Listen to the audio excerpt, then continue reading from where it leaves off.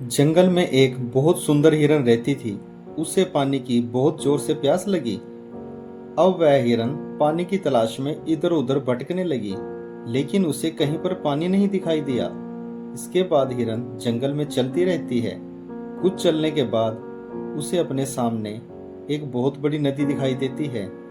हिरन जैसे ही उस नदी में पानी पीने के लिए जाने लगती है, तभी वह अपनी दाईं ओर देखती है। वहां पर एक शिकारी अपने तीर कमान के साथ उस पर निशाना लगाने के लिए खड़ा हुआ था। फिर हिरन अपनी बाईं ओर देखती है। वहां पर एक शेर पेड़ के पीछे छिपकर बैठा हुआ था।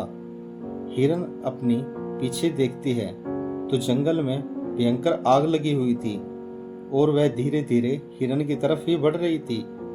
और हिरन के सामने तो एक बहुत बड़ी और गहरी नदी थी। अब हिरन को लगने लगता है कि उसके ऊपर चारों तरफ से मुसीबतें आ चुकी हैं। शायद वह अब जिंदा न बच पाए। लेकिन फिर उसे याद आता है वो तो यहाँ पर पानी पीने के लिए आई थी। अब हिरन जैसे ही पानी पीने के लिए जाने लगती है, तभी आकाश में बहुत तेज बिजली गरजनी शुरू हो जाती है। अब बरसात आने लगती है। बरसात की वजह से जंगल में लगी आग बुझ जाती है और शिकारी अपना तीर हिरन पर चलाता है, लेकिन बरसात की वजह से उसका निशाना चूक जाता है और उसका तीर शेर को लग जाता है। अब घायल शेर शिकारी के पीछे भागने लगता है। इस तरह हिरन की जान बच जाती है और हिरन सोचने लगती है कि 2 मिनट पहले उसके ऊपर चारों तरफ से मुसीबत आ गई थी और उसे लगने लगा था कि शायद वह अब नहीं बच पाएगी।